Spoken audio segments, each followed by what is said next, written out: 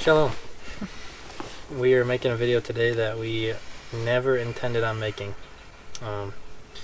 Everybody that follows what we do knows that we pretty much live our life day to day without any certainty of where we're going to be, what we're going to be doing, how we're going to continue to eat food or to have fuel or funding for the things that Yahuwah has called us to do. And so we continue to live our life in uncertainty, and we've experienced something in our bus, or not experienced, but found something in our bus that has brought that uncertainty to a whole different level than we never expected. We built our bus as conscious as we could to not have toxic materials in it, and when we did that, we surrounded the ceiling the ceiling and the walls with it's organic wool. So it's just the metal of the outside of the bus, organic wool, and then the inside is just raw plywood, trying not to have paint with off-gassing chemicals in it or any other things that like stained that would also off-gas. We just tried to be really conscious of our health and our children's health in a small space. Mm-hmm. And by doing that, we created the company that sells the wool says that that's great. But by doing that, we created a pretty bad situation where the air from the inside of the bus can easily get into the wall because it's not sealed. Mm-hmm. And when it gets cold outside, like on colder nights, which is unavoidable, and then the bus cools down, and then in the morning you warm the bus up when you wake up, that more warm air gets into the walls, and the warm air meets the cold steel, and it condensates. Just like if you take a soda can out of the fridge on a warm, humid day, the soda can is just dripping, with water. So that's been going on in our walls, I guess, for the past couple of years, whenever the weather conditions are favorable. And the wool will absorb the water, but then there's nowhere for it to go. That water can't really get out of there. There's no airflow to ever dry it out. It seems like our ceiling is not having that problem, probably because the sun is constantly on the roof. We took the panel off and peeked in there with our flashlight, and there wasn't anything up there, probably because of all the heat, like you said. But we're pretty certain that the entire bus, from the windows down, and even the little strips on the windows right here, we took these ones off, and this metal right here, there's a green line of mold down the back of the plywood, just because there's no barrier between that condensating metal and the wood.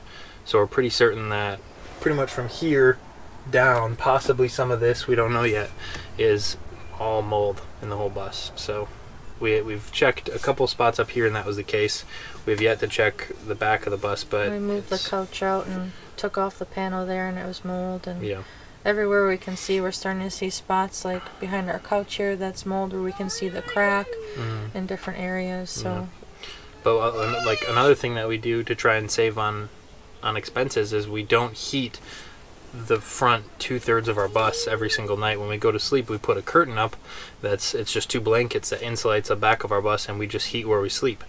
So then it gets cooler out here, and then in the morning we'll come out and heat it up, which only has been adding to the problem, I guess, because then that moisture is getting put into the wall, or never. And it's not a wood stove; it's a Mr. Buddy propane heater, so that causes more condensation. And so essentially, our entire bus is moldy, and we're going to have to rip it all apart. So through this, we've realized that we're really losing our home. Yeah. And that we found out 3 days ago, and over the last 3 days and through Sabbath, we've really just been trying to come to terms with it and think, like, what are we going to do? And overall, we've heard from the Most High for now, like, just be still and wait for instruction.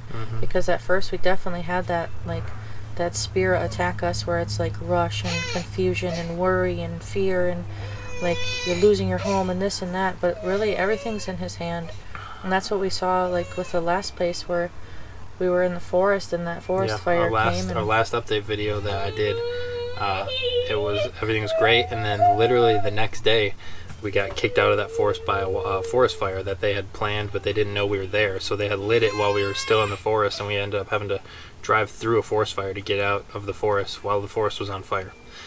So that was like a crazy trial, and then we got here. And the thing was, like, we went there to rest and relax, and we only got to stay there for a week. because it's been constant travels for the last year, if you don't know, like, and not at campgrounds. We don't stay at campgrounds. And so that was a big shock for us, but at the same time, that and this is just making us realize more so that everything's temporary. Yeah. That, we are grieving. I'm very sad, and I'm catching myself crying throughout the day and having a hard time coming to terms with everything. But yeah, we've been saying for the last 2 years, almost every single month, it seems like two times out of the year we would do just a bunch of cleaning and also getting rid of anything we haven't used for the past couple months, anything. And so constant downsizing, constantly getting downsizing a lot of things and then getting one really nice quality thing, or just constantly downsizing and then improving everything as far as where stuff goes in the bus, and everything's been getting more and more dialed in. Everything has its spot now. Yeah, we're constantly saying the bus is almost perfect, and we had two things we wanted to do, which was under storage, so we could have get all of our homeless supplies outside, so that when we go places we don't have to I'll be right back, I'm gonna go inside. We could just open and we could have more homeless supplies, and it wouldn't be taking up our personal space. And then for some storage stuff for us that we only use seasonally, we could get more space in the bus. So we just really we're wanting under storage, and then a not a skylight just for fun, but I can't stand up in our bus. So if I could just take a window and lay it down. He's literally bending down, hurting his neck. So if I could, and he's done that for 2 years. No.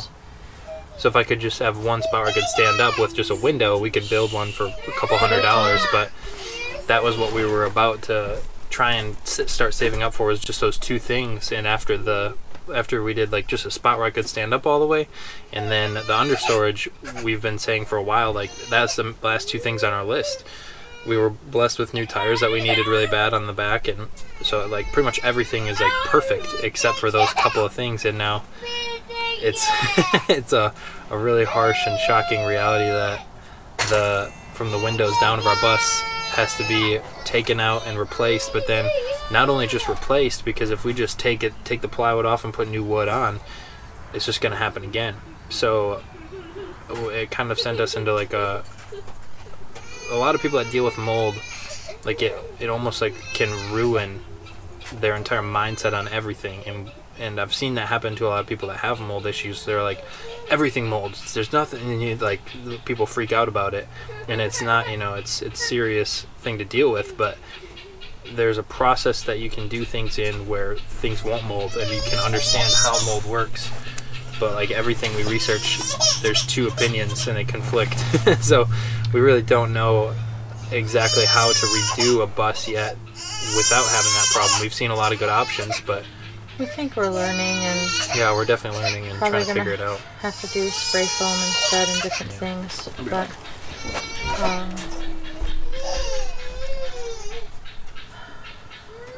overall, it's just a lot to deal with and a very painful situation. But we're focused on accepting what Yahuwah has given us. We prayed many times. Coming from a home with black mold before and getting super sick and watching our son's health deteriorate and mine, and going through all that, we've prayed the entire time we've been in the bus that we wouldn't have to do that ever again.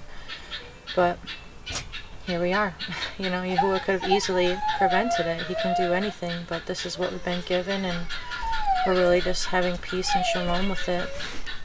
But the only option we see here going forward is getting another bus and building it the right way, according to not having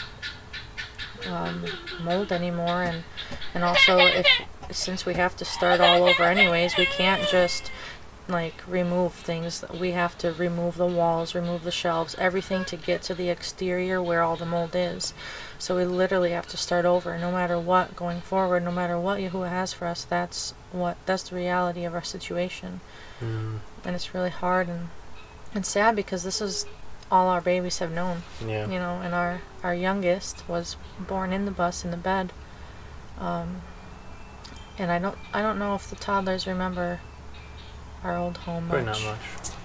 They were very young, and the last 2 years, this is everything. And with them, we find so much comfort here, and it's very minimal, and we, you know, it's very simple, and we like simplicity, and it's, you know, it's our home, and it's very hard, and we've gone through like the motions trying to figure out what we need to do. And at first we were like, do we move out immediately and, you know, buy a tent somehow and just try to get in a tent? But we've seen like other people that have gone through this, and they go into tents and all their belongings get molded in the tents, especially if you don't have a wood stove, and or some way to dry everything out. And that would be extremely hard on our children.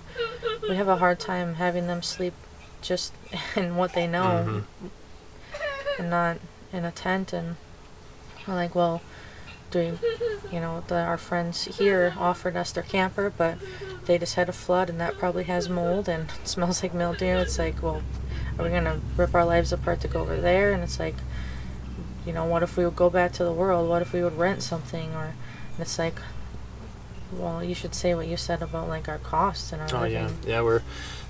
We did a lot of thinking about it, and like Lily was saying, like a tent as an option or different things, but we don't have. I mean, we have a really hard time in the bus where we can just turn the key and go somewhere else. Raising 3 young children is very hard. Yeah, but I mean, we can't like go to a city park and set up a tent. You know, we've been having a really hard time finding people who have a space at all for even us to park like on the street or by them, especially in cities. So a tent really, with doing the things that Yahuwah's called us to do, really isn't an option. We don't really have the option of just like getting a shed or a shipping container or something else to turn into a house, because we don't we don't have anywhere to put it. You know, don't have land. Yeah, we don't have any land to put it on. Also, we wouldn't want to do that, because then that means our biggest parts of our ministry would be ending. You know, we're not helping the needy, and we're not putting out our Sabbath signs. And once you've placed over 220 in 18 states, and like, we know that he's calling us to continue his work and to be laborers for his kingdom, and that's ultimately why we live the way that we live, because he called us out of a system that was trapping us. And you know, we could have not been in this situation if we would have just lived for ourselves and saved up every piece of money, and, you know, just held on to it. When anyone says, I'm in need, I need help, when the widows that we see are struggling with getting their basic needs met, we could have been like, no, we're not giving you anything. But when we sold our house, we gave that all away. We put what we needed to in the bus, and then the majority that we had was given away to people that needed it. And anyone that came to us, and still now, even in our struggles, we've gotten donations, and then someone says, I don't even have food for the month, or I'm having a hard time paying rent, or this or that, and it's like, well, now we need to help them. You don't close your hand to those people. And that's how we've lived. You know, we're given and we give away, and it's just a constant cycle. Everything's from the Father, and that's the only reason we even have peace right now, because we know that whatever's coming, whatever Yahuwah has planned for us, it's from him, and that through seeking the kingdom first, everything else will be added. Yeah, we've been really thinking about all of our options, and we think that like a bus, or this, like we just said a second ago, this is perfect for us. It's shown us in the last 2 years that this is everything we need and more. And we really just needed under storage and like a little bit more space, and then a one spot where I could stand up, and we would have been done. And then just you know, like we wouldn't have had to do any upgrades or really any repairs that we know of. Everything's been great. The last couple of months we've been saying our home is perfect now. Yeah, and we've really, like, we don't take it for granted a single day. Like Lily said, we pray all the time, almost every single day, that Yahuwah would strengthen our home, that if there is any mold or problems with it, he would fix it. And just thanking him for it. Yeah, and being in constant like thankfulness and praise for it. Over the last 2 years, we've seen that living in a bus has been perfect for us. Like, that was never something that we were like, we can't live in a bus anymore. We enjoy it, and we can bring, with our small children, we can bring everything we have with us. It's literally perfect for all of our needs. So we could, you know, right now we're in like so we know that that's the direction we want to pursue, you know, if and when Yahuwah blesses us to be able to either get a new bus or repair this one. Even if we don't really have a way to repair this one, and we've talked about, like, if we're going to start all the way over, doesn't really make sense to do this one because our frame underneath is Yeah, failing. the only problem that we have really with this bus is it came from Wisconsin, and they use a lot of road salt, which eats away the metal. So there's spots in our floor, like Lou was just about to say, that when you walk on it, it drops almost an inch because the metal's gone. And so there's not really the ability to, that's why we haven't done under storage, is because, well, when we didn't have the funding for it, but the frame is so rusty that I can just go underneath and in spots that are structural, just pick away at the metal. It's pretty scary. So I wouldn't have been able to hold up our under storage. Yeah. So it wouldn't make sense to go through all of the work, especially with the different options we're seeing. It's more extensive than what we did with just the sheeting and the wool. It's a little bit more of a process to do it the right way, which makes sense because then it's done better. And it's not like we were lazy in building this one. It's just, as you live in something for a long time, you learn more. You learn better ways, and we've learned a lot where we could make this a lot better, and that means a lot more time. So going forward, it's going to be a lot of time away from each other and hard times and letting go of what we've known. Yeah. But so if we were to do that, it wouldn't make sense to put all of that time and energy into this bus that has spots in the floor that foundation is not good. The foundation is not good enough to build on a good foundation, and their true foundation is faith right now.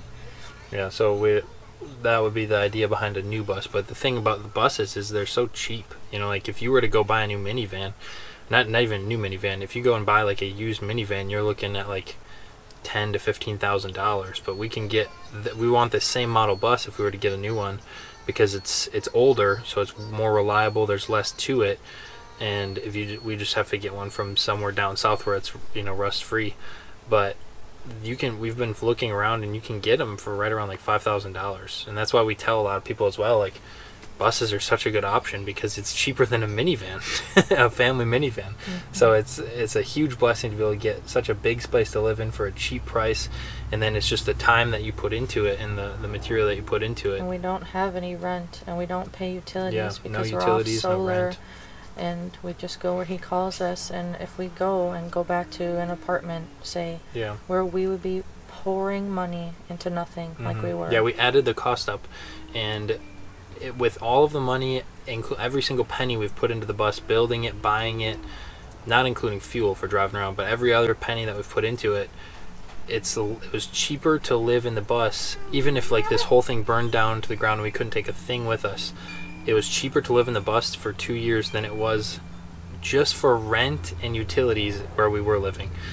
So with buying everything that we have for the bus, like ACs and batteries and stuff like that, and to build the bus with the insulation and the materials and the bus itself, it was cheaper to do all that than it was to live stationary, and it allowed us to do all this amazing stuff we have done. So we want to either fix this one, which is not the best option for all the reasons we talked about, but probably just build a new one if it's Yahuwah's will. And so that's where we're at right now, is like the counting the cost stage. Messiah said if anybody was going to build a tower, the wise person sits down and he counts the cost first. So we're in the counting the cost stage of what that would look like, and how much funding we would need for it, and what figuring out the numbers and everything. But like if we were to do it on our own and fund it on our own, it would be probably 5 to 8 years before we started doing any more ministry work again. And during that 5 or 8 years, just like Lily said, we would have to hold on to every single penny that we made and try and save up to be able to because if we're paying then for an apartment or something with utilities and all that stuff, if we were just to do everything on our own, it would be a long time before we were able to do any more work, because we wouldn't have the funding to put into that stuff like that we have been doing for the last 2 years.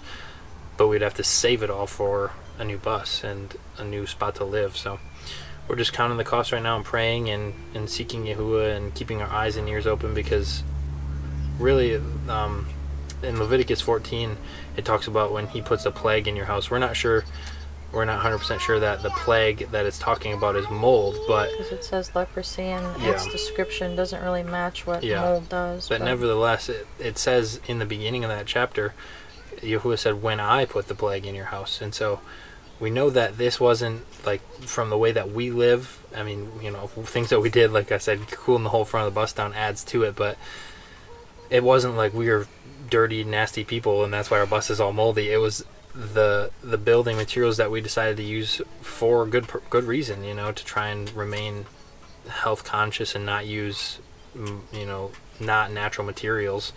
But that ultimately is what caused all this. But it's also Yahuwah's will. So I'm sure, everything that happens to us is for our good, and we know that, but this is obviously a huge setback and a huge test. huge change and a test, and it's taking a lot of patience and faith. Yeah, but we obviously trust him. We know that this is his will, and whatever the outcome is his will, and he's definitely making changes in our lives and the way we're going to be doing things, but we just don't know what that looks like, and that's the moment, that type and time of uncertainty that we're in. Our lives were very uncertain, but now even more so, because we have no idea what not only does everybody not know what the future holds, but for the most part everybody has a home that they go to, and I mean we do for the time, but literally it's all moldy, so we don't know what the future holds. We don't know what we're going to be doing. We don't know what it's going to look like, but we trust him, and we don't have any fear apart from fearing him, and we've been re-examining everything and just trying to keep our focus and our trust in him, and we know that he will work everything out for our good like his word says, but in this time we don't know what that looks like, but we trust him, and we're just having shalom in the fact that he provided this entire thing in the beginning, in the first place. Every single thing we have comes from him, and he's always been diligent to take care of us and bless us for everything that we do for him. So we know that he will continue to bless us, but we just, right now, it's just like Job, who's had everything taken away from him, but it was restored twofold. That's one of the first things I said to you when we found it. I was like, I feel like Job, he's just removing everything from us and just tearing us down, and maybe it's to build us back up better, but it is hard. Yeah.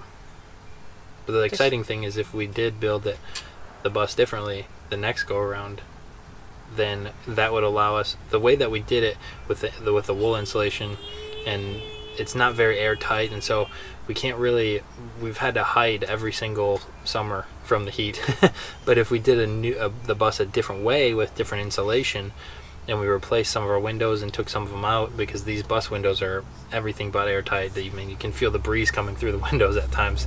So we would do more solar and get different ACs rather than these ones that could actually keep us cool. Yeah, so if we did some different things, we would be able to be more independent than we already are, instead of having to go and hide somewhere and at times plug in for our ACs when it gets really hot and we can't run away from the heat. We would be able to be out and about in the heat and not have problems. Yeah,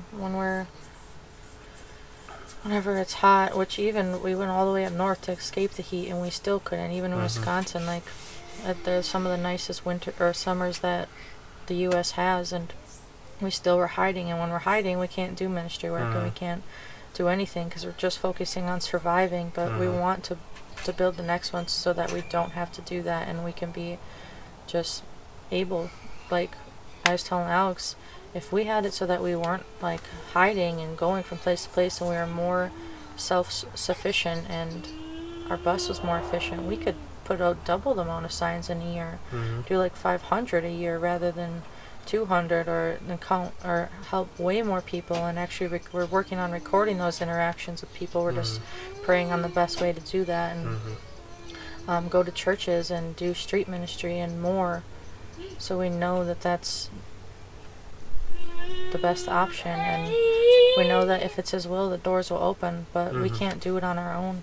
Yeah, we have no money, we have nothing, we're stuck. Yeah, like Lily was saying, we don't have a backup. This was something that was never on our radar to end up. We've thought about building another bus because of the rust issues and stuff, but that was always it would be like if you said we could probably get a different house at some point. It's not like we're looking for a different house, it was never we haven't been saving up for a new bus. We haven't had any plans of. Well, we don't save up at all. Yeah, we take it day by day. Everything is day by day.